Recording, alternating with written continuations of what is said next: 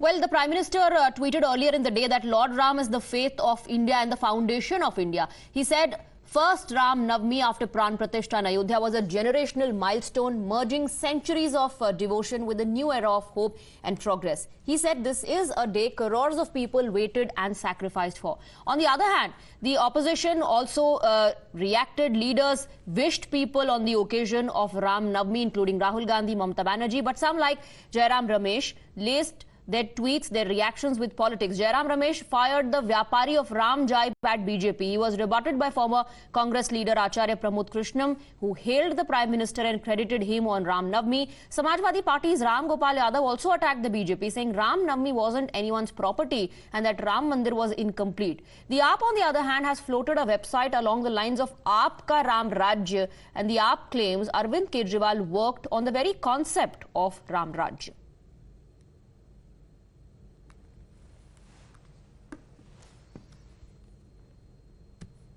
रामनवमी तो हमेशा बड़े हर्षोल्लास से मनाई जाती रही।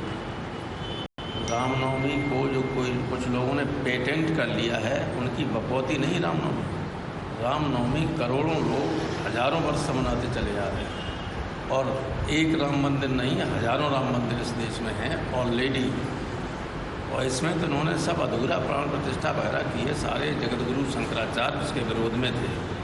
ये ठीक नहीं, अशुभ हुआ है और ये इनके लिए वो घातक होगा। भगवान राम को दंड दे। रघुकुल रीत सदा चली आई, प्राण जाए पर वचन न जाए। और मुझे लगता है कि इसी से प्रेरणा लेकर दिल्ली के लोकप्रिय मुख्यमंत्री अरविंद केजरीवाल जी ने ठाना है भगवान श्री राम को, राम राज्य को यथार्थ करने में बहुत संघर्ष का सामना करना पड़ा। वो 14 साल के वनवास के लिए गए, लेकिन उन्होंने अपना वचन नहीं तोड़ा। उसी तरह से अरविंद केजरीवाल जी को भी अपने वचन पूरे करने के लिए बहुत संघर्ष का सामना करना पड़ा है। लेकिन इस संघर्ष की घड़ी में भी अरविंद केजरीवाल जी ने जो दिल्ली के लोगों को वादा किया है, जो पंजाब के लोगों को वादा किया है, वो चाहे जेल में हो, लेकिन आज भी 24 घंटे वो इन वादों को कैसे पूरा करना है उसके बारे में सोच रहे हैं। वो जब जेल से हमें संदेश भी भिजवाते हैं। तो राम राज्य को लेकर हमारी जो कल्पना है उसको हम जमीन पर पूरा करके दिखाएंगे, उसके लिए संकल्पबद्ध हैं। और जो भी लोग हमारी राम राज्य की कल्पना को देखना चाहते हैं वो हमारी वेबसाइट पे जरूर जाएं। क्या काम हमने दिल्ली में किया है, क्या काम हमने पंजाब में किया है, वो काम लोग देखें, जानें और तब हमारे साथ जुड़ें। मैं आतिशी जी से और सौरभ जी से कहूँगा, जैस्मीन जी से, कि वो भी अपनी बात रखें, क्योंकि ये वो लोग हैं जो केजरीवाल जी के राम राज्य के मॉडल को जमीन पर सच करके दिखाने के लिए दिन रात काम कर रहे हैं।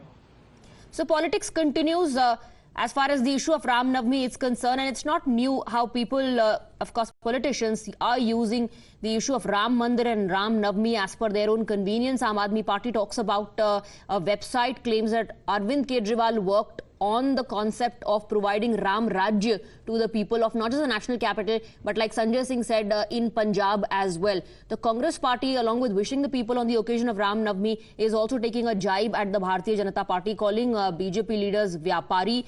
And then you have those who have now, of course, ended their association with the Congress Party, talking about the Granule Party's mindset and in favor of Prime Minister Narendra Modi, giving him the credit for what the entire nation has witnessed today. Not just the construction of Ram Mandir, not just the consecration ceremony, but the Surya Tilak ceremony that was performed today. The Prime Minister was in Assam addressing a rally where he chanted Jai Shri Ram. So politics continues on this issue.